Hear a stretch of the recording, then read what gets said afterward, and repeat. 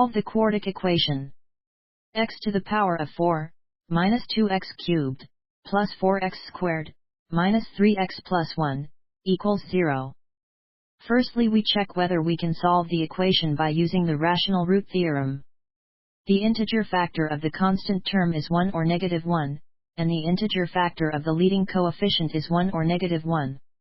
It's not difficult to check that neither 1 nor negative 1 is a solution of the equation. So we can't use the rational root theorem to solve this equation. Then how to solve the equation? We notice that the first two terms are x to the power of 4, and negative 2x cubed. So if we add an x squared term, then they make a complete square. We write 4x squared as x squared plus 3x squared, so that the first three terms can now be written as x squared minus x all squared. 3x squared and negative 3x have a common factor 3, and they can be written as 3 times x squared minus x. Now the equation contains x squared minus x, and x squared minus x all squared. So we let y equal x squared minus x. Then the equation becomes y squared, plus 3y plus 1 equals 0. This is a quadratic equation in y. We can solve this equation by using the quadratic formula. Y equals negative b plus minus, root of b squared minus 4ac over 2a. Where a equals 1, b equals 3, and c equals 1. Negative b is negative 3. B squared minus 4ac is 3 squared, minus 4, times 1, which is 5. So we can now write equals negative 3 plus minus root 5 over 2. There are two cases. As y equals x squared minus x, so case 1, x squared minus x equals negative 3 plus root 5 over 2. Case 2, x squared minus x equals negative 3 minus root 5 over 2. For case 1, multiply both sides of the equation by 2, then rearrange the equation. We can write 2x squared, minus 2x, plus 3 minus root 5 equals 0.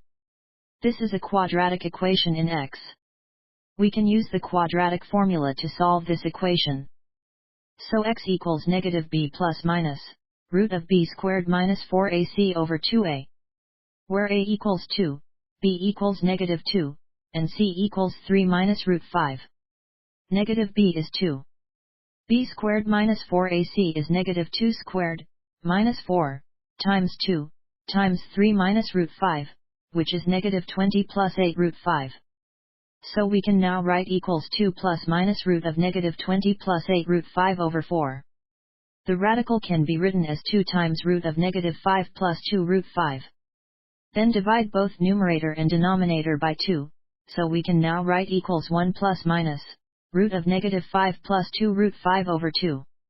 Note that negative 5 plus 2 root 5 is less than 0, so the radical can be written as imaginary unit I, times root of 5 minus 2 root 5. So x12 equal a half plus minus a half, times imaginary unit I, times root of 5 minus 2 root 5. Similarly, for case 2, multiply both sides of the equation by 2, then rearrange the equation. We can write 2x squared, minus 2x, plus 3 plus root 5 equals 0.